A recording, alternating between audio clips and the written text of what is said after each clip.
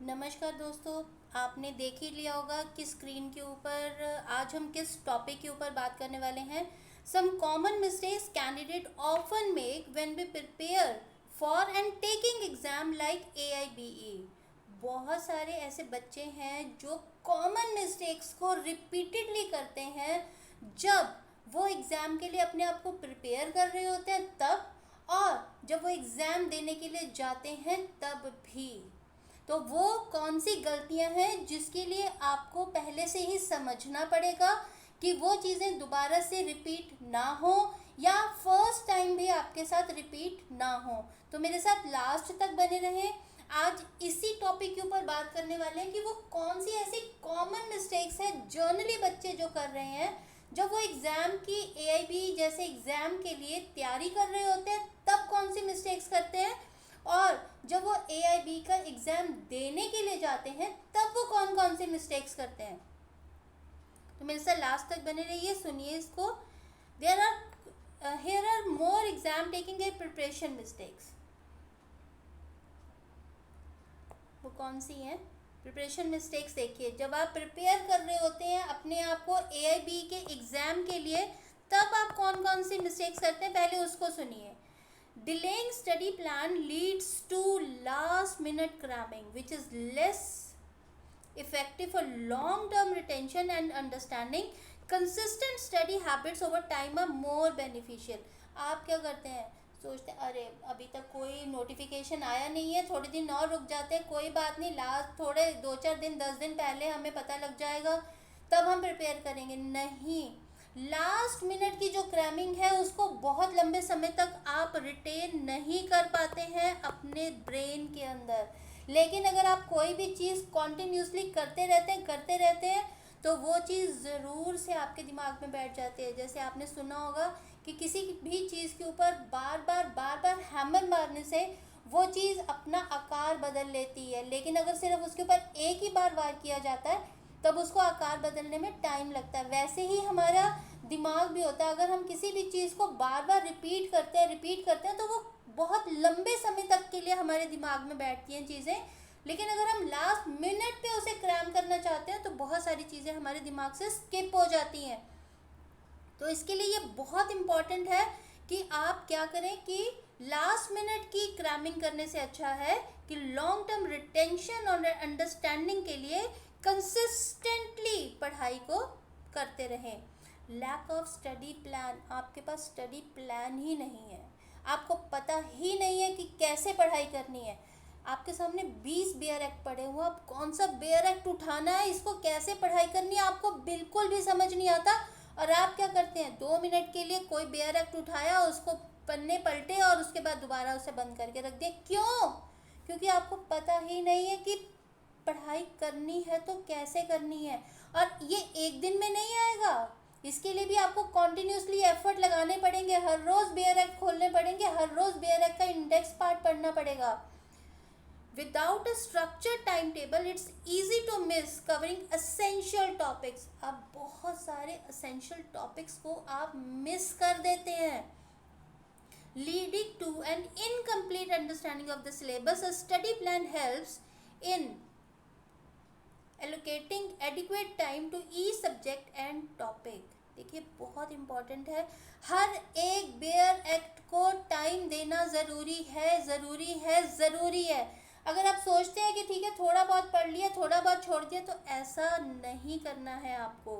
Ignoring syllabus, not thoroughly understanding the syllabus can lead to studying irrelevant topics while missing critical ones। Familiarity with the syllabus ensure focused and efficient preparation। देखो, अगर आप syllabus को ignore करते हो, जो आपके सामने marks का क्राइटेरिया आपके सामने है, कौन सा 10 नंबर का है, कोई कौन सा 2 नंबर का पेपर आने वाला है, इन सारी चीज़ों को स्किप करते हो तो आपके लिए बहुत सारी चीज़ें मुश्किल में आपको डाल देती हैं। तो आपको सिलेबस को बिल्कुल भी इग्नोर नहीं करना है, आपको पता होना चाहिए कितने नंबर का किस बेयर एक्ट में से आपको आने वाला है और किसको ज़्यादा अटेंशन देनी है। Regular practice through mock tests and previous year's paper help in understanding the exam pattern and managing time। It also highlights area that need improvement. देखिए पुराने वो हैं, आपको प्रीवियस ईयर के क्वेश्चन पेपर हैं वो तो उठाने ही पड़ेंगे, मॉक टेस्ट उठाने ही पड़ेंगे। 3 घंटे का टाइम आप सामने लगाइए और उसके बाद प्रीवियस ईयर के क्वेश्चन पेपर करिए, आपको बहुत ज़्यादा बेनिफिट होगा ही होगा। आपको पता लगेगा कब कौन सा बेयर है, कितनी जल्दी उठाना है, कितने नंबर के पेपर क्वेश्चन को कितना समय देना है, 3 घंटे के अंदर 100 क्वेश्चन अटेम्प्ट करने हैं, वो कैसे कंप्लीट होंगे ये आपको अच्छे से प्रैक्टिस के माध्यम से ही आएगा। Depending solely on one book or resources can lead to gap in knowledge. Consulting multiple resources provides a broader perspective and more comprehensive understanding. सिर्फ एक ही चीज़ को पढ़ते रहते हो, एक ही बुक उठाई बस, उसके बाद और कुछ करने की ज़रूरत नहीं है, ऐसा नहीं होता है। अगर आपके पास अलग अलग रिसोर्सेज लेने की क्षमता है, परचेज करने की क्षमता आप में है, तो अलग अलग तरह की बुक्स को कलेक्ट करिए, वहाँ से पढ़ना शुरू करिए। एक बार पूरे के पूरे अगर आपके पास 1000-2000 क्वेश्चंस आपको मिलते हैं एक बुक में, तो उनको सारा कंप्लीट कर दीजिए, उसके बाद कोई और बुक के लिए प्रेफर करना शुरू कर दिए। प्लस इन सारी चीज़ों के साथ साथ एक चीज़ जो बहुत इंपॉर्टेंट है, जो आप बिल्कुल स्किप नहीं कर सकते, वो है बेयर एक्स को स्टडी करना बहुत बहुत बहुत ज़रूरी है। Avoiding subjects or topics which are difficult can result in significant gap in knowledge. It's essential to address weak areas early on to build a solid foundation. यही हो रहा है भाई, मुझसे सीपीसी नहीं होती है, मुझसे सीआरपीसी नहीं होती है, मुझे नहीं आता, छोड़ दो यार, इसको छोड़ दो।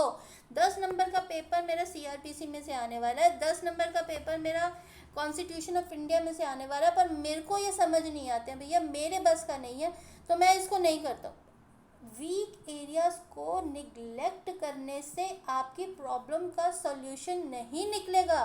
सॉल्यूशन निकलेगा तो सिर्फ और सिर्फ एक ही ढंग से निकलेगा, वो है उसके ऊपर कंसंट्रेट करना, उस पर काम करना। आपको कुछ समझ नहीं आ रहा, अपने कुलीग्स के साथ बैठो, उनसे बात करो, भाई मुझे समझ नहीं आ रहा, आपको कोई ना कोई ज़रूर रास्ता मिलेगा। अपने फ्रेंड्स के साथ बैठो, ग्रुप स्टडी करो, वहाँ आपको समझ में आएगा कि चीज़ों को कैसे समझना है। अपने किसी सीनियर के पास चले जाओ, अपने टीचर्स के पास चले जाओ, अपने प्रोफेसर्स के पास चले जाओ और उन्हें बताओ कि मैं इस पर्टिकुलर सब्जेक्ट में लैक कर रहा हूँ और मुझे समझ नहीं आ रहा कैसे प्रिपेयर करना। अगर 20 लोगों के पास जा रहे हो, 20 लोगों के पास प्रॉब्लम दे रहे हो, भैया एक तो आपको सॉल्यूशन पक्का बेस्ट वाला दे ही देगा, वही बात बन जाएगी। 20 तो मैंने ज़्यादा बोल दिए, मैं कह रही हूँ एक बंदे पर जाते हो ना, एक ही बंदा आपको बेस्ट सोल्यूशन दे देगा। तो सोचते हो कि जो वीक मेरे एरियाज़ हैं उनको निगलेक्ट कर दूँ तो इससे मेरा AIB क्लियर होने वाला है, तो ऐसा नहीं होने वाला है। Poor time management without proper time allocation, some subjects might get neglected. A balanced study plan ensures all subjects receive adequate attention. देखो टाइम मैनेजमेंट तो आपको करना ही पड़ेगा। अगर सारा दिन मोबाइल में लगे रहते हो तो काइंडली थोड़े समय के लिए इस मोबाइल को छोड़ दो, क्योंकि टाइम मैनेजमेंट करना बहुत ज़रूरी है। हर सब्जेक्ट को इक्वली इम्पोर्टेंस, इक्वली प्रायोरिटी देना बहुत ज़्यादा ज़रूरी है। किसी भी पेयर एक्ट को नहीं छोड़ा जा सकता है। जिसमें मिनिमम 10 मार्क्स का पेपर आ रहा है उसको तो बिल्कुल भी नहीं छोड़ा जा सकता। 2 नंबर वाले को हो सकता है आपको थोड़ा सा इंडेक्स पार्ट पढ़ने के बाद थोड़ी सी उसकी नॉलेज आ जाए, उसके लिए आपको समय ना मिले तो शायद आप उसको 1 मिनट के लिए स्किप कर सकते हैं, पर जो 10 नंबर वाला है उसको कैसे स्किप कर दोगे। तो टाइम मैनेजमेंट बहुत बहुत बहुत इम्पॉर्टेंट है। नॉट सीकिंग हेल्प, मैंने फिर वही बात आपको बोली, किसी से भी बात करने पसंद नहीं करते हो, किसी कुलीग से, किसी फ्रेंड से, किसी टीचर से, किसी सीनियर से, किसी से भी बात करना पसंद नहीं करते हो। सिर्फ और सिर्फ ये सोचते हो अरे नहीं हो रहा, मुझसे नहीं हो रहा, मुझसे नहीं हो रहा, मुझसे नहीं हो रहा, मुझसे नहीं हो रहा। This is not a way to crack this exam. करना ही पड़ेगा, नहीं हो रहा तो हमें कोई लेना देना नहीं, करो करो बैठ के, हमें कोई फ़र्क नहीं पड़ता, पढ़ाई करनी पड़ेगी।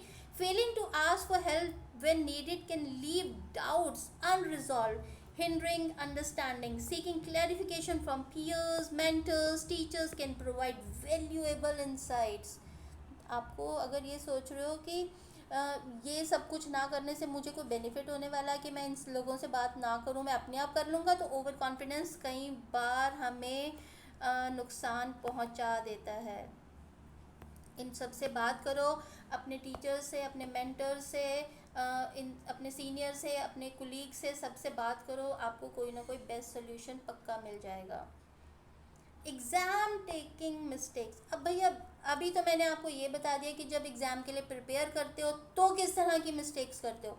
अब मैं आपके सामने वो मिस्टेक्स बताने वाली हूँ जब आप एग्ज़ाम देने के लिए एग्ज़ाम की हॉल में बैठ चुके हैं। Poor time management during the exam.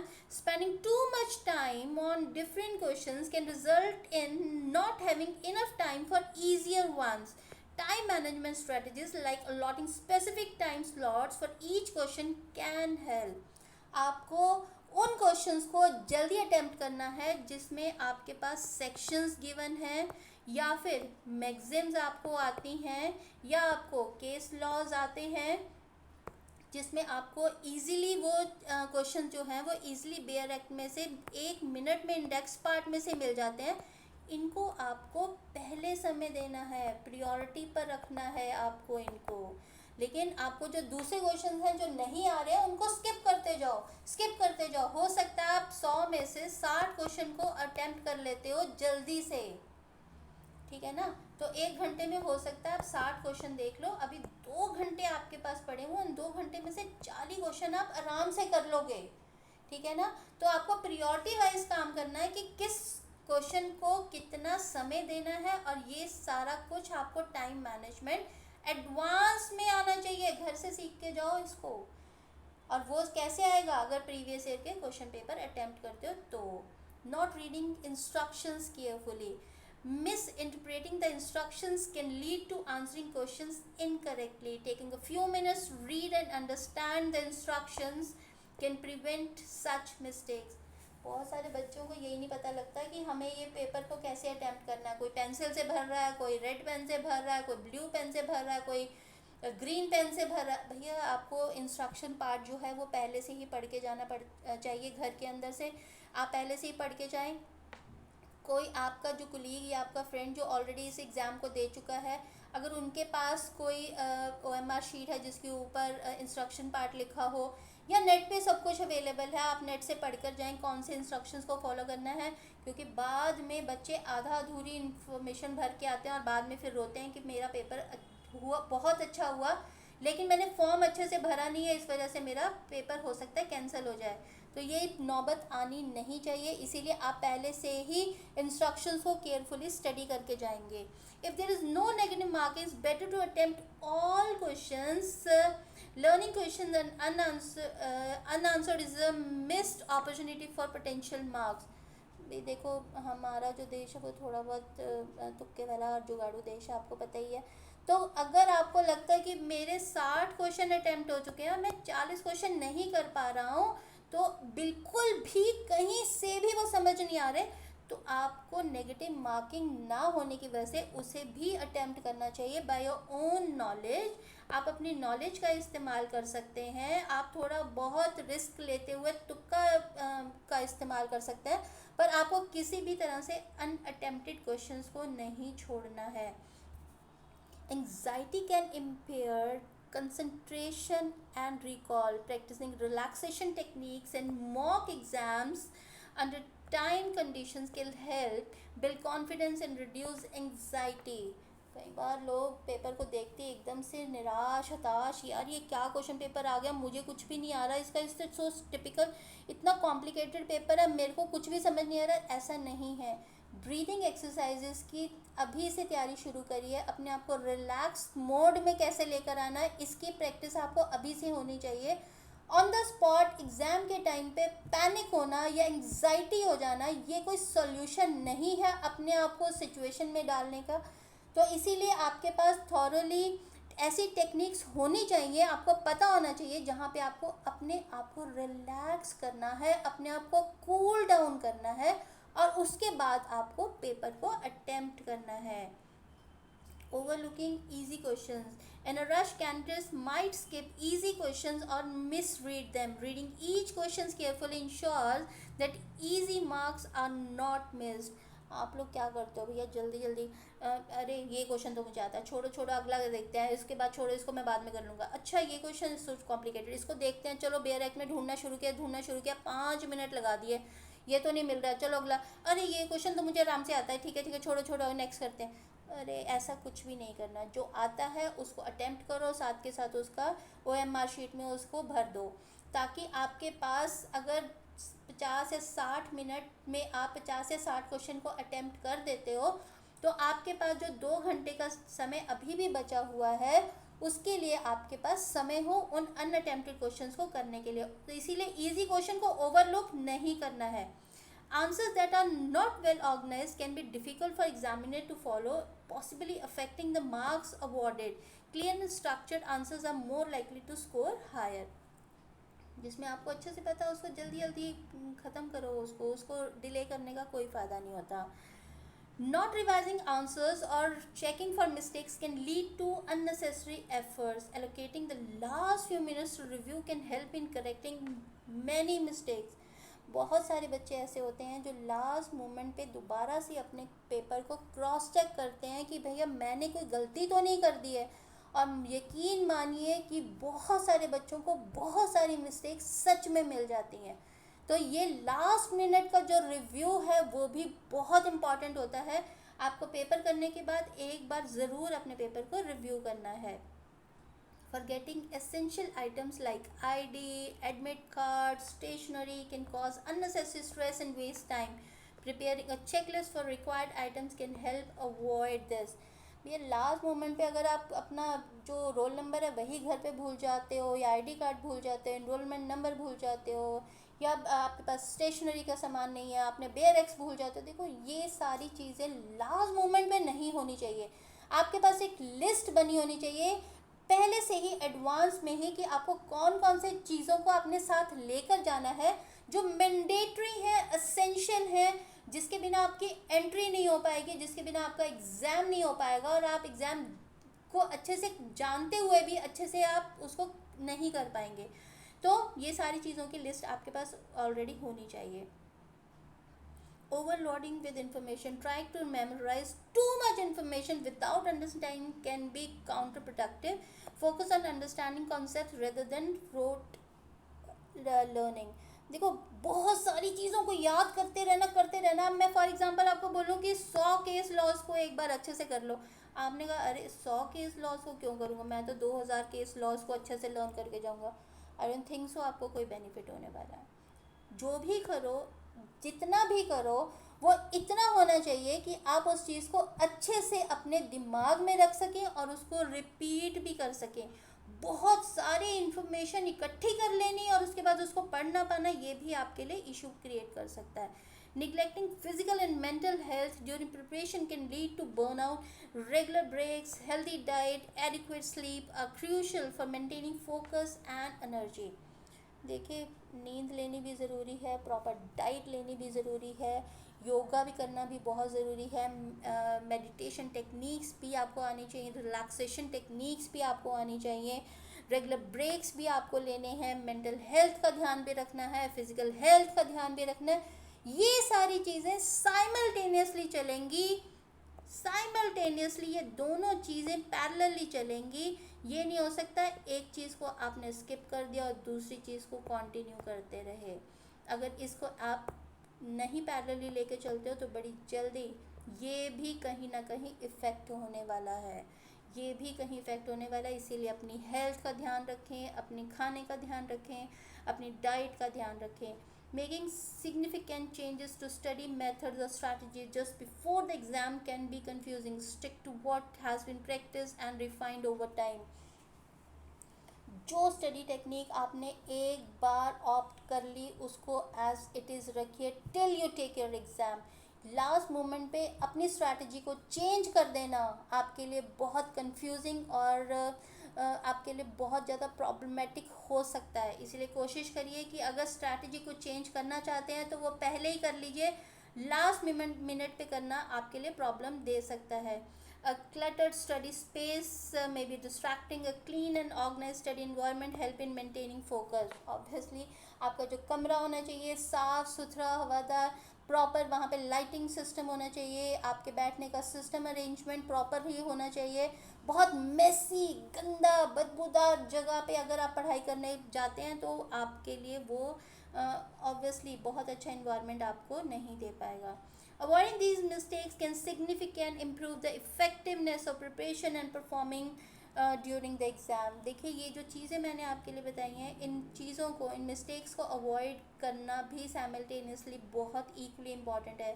मेरा मोटिव आपको मोटिवेट करना है, आपको आपको इतना मोटिवेट कर देना है कि आप इन चीज़ों से समझ पाएंगे कि हमें किस तरह की चीज़ों को अवॉइड करना है, लास्ट मिनट पे कौन कौन सी चीज़ों को अवॉइड करना है।